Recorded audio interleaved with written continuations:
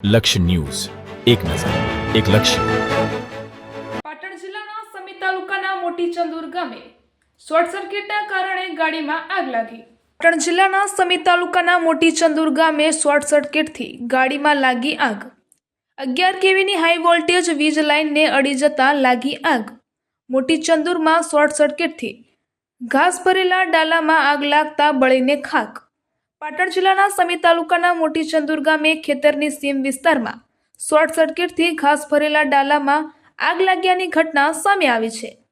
ખેતરના કાચા માર્ગ પરથી સૂકા ઘાસચારાના પૂળા ભરીને પસાર થઈ રહેલી એક પિકઅપ ડાલા ઉપરથી પસાર થતી 11 કેવીની હાઈ વોલ્ટેજ વીજ લાઇનને અડી જતા વીજ લાઇન ઘાસના સંપર્કમાં આવતા જ જોતજોતામાં સમગ્ર ગાડી આગની લપેટમાં આવી ગઈ હતી.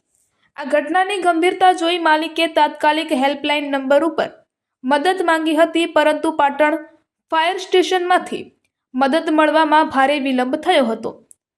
ફાયર વિભાગે ટેલિફોનિક જાણ કરી હતી કે પાટણથી મોટી ચંદુર પહોંચતા અંદાજે 1.5 કલાક જેટલો સમય લાગશે, માટે સ્થાનિક સ્તરે ટેન્કરની વ્યવસ્થા કરવી.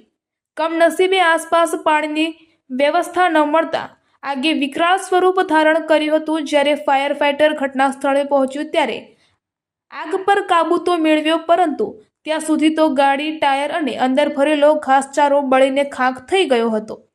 રિપોર્ટર પંકજ કુમાર સાધુ, પાટણ સમી.